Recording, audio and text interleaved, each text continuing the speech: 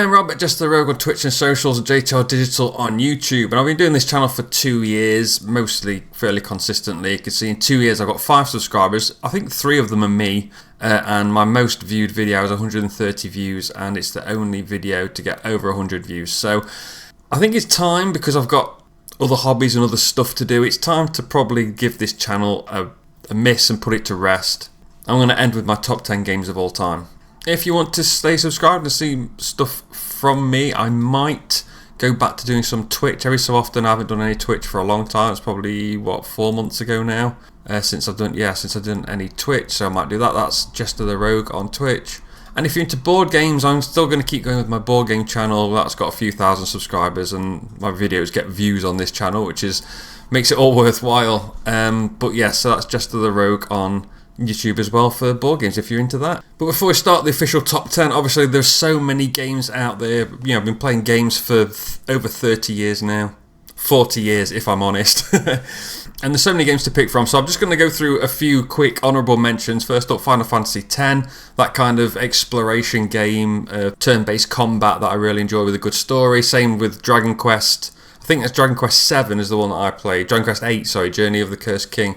That was similar style of game to Final Fantasy, as is Shadow Hearts on the PlayStation 2, which was really good and doesn't get talked about much. That's that same kind of thing. It's a bit more of an action turn-based game, but it's better. I really enjoy that. So that's that genre out of the way. Next up is Street Fighter 2, which is a game I still play to this day that it came out. I don't know what year it came out. Was it 91? I still play it now. I play it at work on the office arcade machine. Huge fan of that on the Super Nintendo and the arcade. These story games, these games by Supermassive, Until Dawn could be on this list. The Dark Pictures anthology, The Devil in Me, was one of my favourites of those type of games. And also Life is Strange, which is that similar sort of game where you're making decisions, it's changing the game as you go, and you're getting this really nice story. Those are the kind of games that could be in this list, but they're not. Sports games like FIFA, I've been playing FIFA since it came out until present day, when I'm still playing the EA Sports ones. And the NBA games as well, NHL as well, but NBA Live 95 is a game I played to death, so it's worth a mention, but doesn't make the list. And then finally for the honourable mentions, A Legend of Zelda: A Link to the Past, which I played a lot back in the day. We used to just complete it, spend all day playing on it to complete it. And it's worth also mentioning Legend of Zelda: Breath of the Wild. 2 very good Zelda games, but they don't make my top 10. Well, what does make my top 10? Well, the first game on the list is a driving game, and games like Burnout Paradise and some of the Gran Turismo games could have been on this list, but they're not. Number 10 on my list is Mario Kart. I've got a picture of Mario Kart 8 here, with it being the most recent one. I've got it on Switch, I had it on the Wii U as well. Yes, I had a Wii U. I really enjoyed the Wii U. I really enjoyed it. But I'm going with the original Super Mario Kart on the Nintendo, because that was a great game when it first came out, and it was so smooth, and it looked so good. I mean, it doesn't look great nowadays, but back in the day when this came out, it was super fast and really smooth, and it was just played so well. And I got it. It came out in November, and my mum got it me for Christmas, and I knew she bought it me because I went into town with her, but she wouldn't give it till Christmas Day, so I had to wait weeks for it, and I just played it all day. As well as Street Fighter 2, actually, she got me that same Christmas. That was the best Christmas ever. For the Super Nintendo, I just played them all day, and I absolutely loved it. So my number 10 game of all time is Super Mario Kart. Number 9 is International Track and Field. Now this version here is a version on the PlayStation that we played a lot, trying to maximise the times you're running on the track and the distance you were throwing, the distances you were jumping. It's done by bashing buttons as fast as you can for speed. But I'm giving it to Track and Field, the arcade machine. Now I've got, like I said, we've got an arcade machine at work. It's one of those that's got multiple games on it. Track and Field is on there. I actually have a strap on my elbow at the moment because I played it too much. I got RSI in my elbow. So I've not played that for a few years now, but the injuries come back. But Track and Field in the arcade is one of my favourite games, where you're bashing the buttons to go as quick as possible, and there's an advert. It's not just about speed, it's about the timing on the jumps as well. So there's the swimming. Some of them have different events, so pole vault and all sorts, and this is the version I know the best, sort of the arcade version, where you're just bashing the buttons as quick as possible. It doesn't look great, but at the time, again, you're on the long jump where you're bashing the buttons as quick as possible, you're running up to the board, and when you get to the board, you need to press the button, hold it down to get your degree angle to get the jump. The further you jump, the more points you get, and you're trying to get that high score after doing all the events. And I really enjoy. I might as well wait for this to come across. I really enjoy this game. That's my number 9, Track and Field. Now, annoyingly, my budgie is only making noise when I talk. As soon as I stop talking, my budgie stops making sound. So if you can hear him, I do apologise. But my number 8 is Super Mario. Now, I've got Super Mario Odyssey here because that was a very good game. It could have been Astrobot, actually, after playing Astrobot recently. I really enjoyed that, and I enjoyed Astrobot's Playroom when the PS5 first came out. But I've got to give it to Mario. I'm not going to give it to Super Mario Odyssey. I am going to give it to Super Mario World on the Super Nintendo. Again, that year when I got Mario Kart and I got Street Fighter 2, I also got the Super Nintendo. I got Super Mario World as well. A game I played a lot. It's just a basic 2D Mario, but you've got the big map and you go to all the different regions. You also get Yoshi. You've got all the different suits that you can wear. It is a very standard Mario game, but it just, again, back in that day when we had all that free time to be able to do this because we were children, or at school at least, that a game like this really sticks in my mind, and I really enjoy Super Mario. And I still have my cartridge, I just don't know where my Super Nintendo is. Then my top 10 had to have one of the Pokemon games. Here I've got the special Pikachu edition, the yellow edition, which was my favourite back in the day. But I am going to give it to Pokemon Shield because I really enjoyed this one. This is one of the first of the 3D ones that look really nice. Even though I don't know who half the Pokemon are anymore, I'm one of those classics who likes the Season 1, the first 150. And this is my playthrough of Pokemon Violet, which I didn't like at all, to be honest.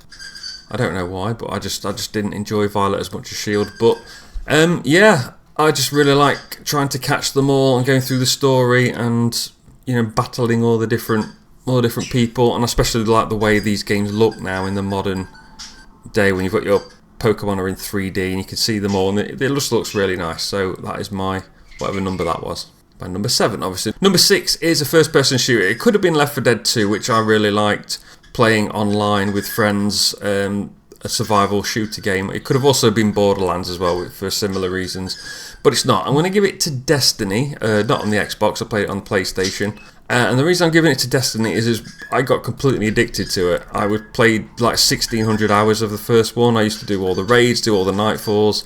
I used to get to Xur first thing in the morning so I could buy the new gear off him. And there's no particular reason why this game worked for me. I just really liked how it played, and I liked all the different weapons, and I liked the online element.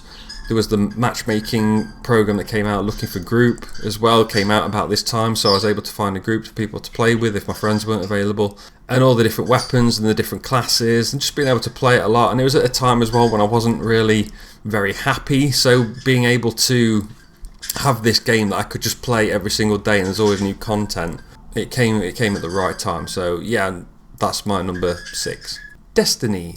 Now, number 5 is the first of what is 2 sort of Ubisoft games. You know those games where it's open world and you've got a mission to complete, but there's also little side missions that are distracting you, and they're all very different. So Assassin's Creed could have been the one. Grand Theft Auto. I don't have a connection with Grand Theft Auto like a lot of people do, but I did like Grand Theft Auto 5. Watch Dogs was a game I played a lot of. I'm actually playing Watch Dogs 2 at the moment as well. But Watch Dogs I spent a lot of time on. It was the second most played game on PS4 to Destiny as well. So there's that. Could be Horizon Zero Dawn. I really enjoyed that, but I'm going to give it, controversially, I'm going to give it to Cyberpunk 2077. Now, I never had the issues. When this first came out, I never had the issues other people had. I had the PlayStation 5. I had the PS4 version of the game on the PlayStation 5. I had one case of somebody T-posing in the middle of the street for no reason. I had one where Jackie Wells, your partner, he was slumped dead in a lift during a cutscene, but was still talking to me, which confused me because I didn't realise he was actually still alive. I thought he'd died in the lift with me. And then I had one occasion where I failed a mission because a car fell out of the sky and hit me. But apart from that, I never really had any bugs. So I never really got the bugs and issues that people were having. I was going online, seeing all these glitches and stuff, and nothing was bad at all. So yeah, I just really like the gameplay, the way Panam is great as well. I just like how you can have all the different builds. You've got all the different cybernetics you can have. You've got all the different conversation options, and again the game path changes as you play. You've got all the different cars. There's not much combat in this video, is there? But yeah, I just really like it as a first-person shooter, open world first-person shooter. I absolutely love this game. So that's my number, whatever that was, Cyberpunk 2077, of course. So that was number 5. Number 4 is another of the open world games. It's Spider-Man. I love all 3 of the Spider-Man games. They're really good. This is my playthrough of Spider-Man 2 that I went through not too long ago. I've got the platinum in all of them because I really enjoy them, and I really like the story, I really like the action, I really like the Marvel Universe as well, which really helps, because I guess if I didn't like the Marvel Universe or Spider-Man, I wouldn't be too bothered about these games at all. But I just really like these kind of games. As I've said, I've listed a lot as sort of an honourable mention in my Cyberpunk 2077 entry before, and any one of those could have been on this list, but I'm only picking 2, Cyberpunk 2077 and Spider-Man.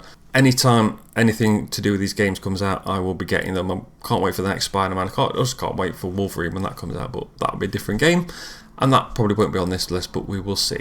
But yeah, that's my number 4, Spider-Man. Now my number 3 entry isn't this game on cassette from back in the 80s called Brian Clough's Football Fortunes, which is a bit like Monopoly, where you moved around the outside of a board collecting money and buying players. Then you'd input your players' stats onto the Commodore 64 at the time, and then you'd play matches based on the stats of your players. And it was a very, very old game. Obviously it's on tape, that's how old the game was, but that has been my start of my love for football management games. So I'm going to give an entry number 3 to Football Manager 2024. I think it could have been any of them, but the most recent one is usually the best one. They've got harder as the games have gone on, which is good. You need to be challenged when you're playing these games. They don't want them to be too easy. But yeah, Football Manager, where you're managing a team, you're buying all the players, you can watch the games play out on screen. This is me getting North Ferriby from the 8th tier of English football up to the 2nd tier. And yeah, so it's a very fun game. It's just the problem is it does sink a lot of time out of your life, because there is so much to do. All the tactics planning, all the substitutions, you need to balance all your money, you need to offer contracts, you need to scout new players. So there's so much to do on the game, but I really, really enjoy playing it. So that's my number 3, Football Manager. I'm looking forward to 2025. Number 2, now back in the day I used to really like playing XCOM Terror from the Deep. My friend had it on the PlayStation and he used to lend it me, and a mouse that you could use on the PlayStation. Oh, there's a PlayStation version. And this is a tactical game where you're base building and you're also researching weapons and armour, and then you're sending them out. There's no pictures of that here for some reason. You're sending them out into a 3D area and you're going to attack the enemy and try and complete missions and uncover the mystery, and you end up going to their planet and attacking them on their planet, and it gets harder and harder as the game goes on.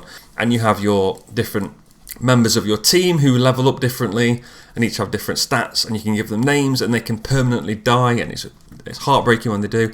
This isn't my number 2. My number 2 is my favourite version of this game, and it's going back to Marvel. It's Marvel's Midnight Suns, which is a similar sort of thing where you're base building and you're researching and you're getting all the other things and stuff, but it is a card game and it's also a Marvel game. So can we get to a game in this video of mine? Yeah, so you've got your handful of cards, you've got all your Marvel heroes, you can build the decks up and you can research new cards and you can modify the cards and use the cards to attack. You can move around, you can chain up different events and stuff, and all the Marvel characters in the game have got different abilities, and you have different decks of cards that you use for all the different heroes. It is so much fun.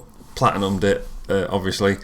Took a while because the trophies didn't work, so you had to keep restarting the game to get different trophies, but really enjoy this game. It was so much fun. It's a shame there was only like 3 or 4 expansions and they're done making content for it now, but very fun game, Marvel's Midnight Suns.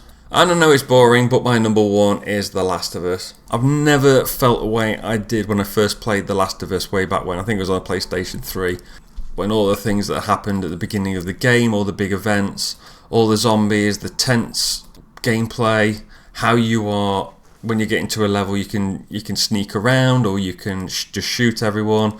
The story is the best story of any medium ever. I mean, the TV show is really good as well. But I really like the characters. Joel and Ellie are brilliant. I like the gameplay and I like all the dialogue and everything. And I just absolutely love this game. And I've played it multiple times. I've played the second one multiple times as well. And I love it. And that is my number 1, The Last of Us. Technically The Last of Us Part 2 as well, but I would give it to The Last of Us. So there you go, that's my top 10 games of all time. Let me know what you think of this list in the comments below. I would normally ask you to like, share and subscribe, but you know, I am not going to do any more content for these videos. I might upload some videos if I get some like trophies and stuff on PlayStation. I might just upload those, but we'll see. Thanks for everyone that's subscribed and everyone who's watched. Remember to subscribe to JestaThaRogue if you're into board games and board game content. Thanks for watching. I'll just say goodbye.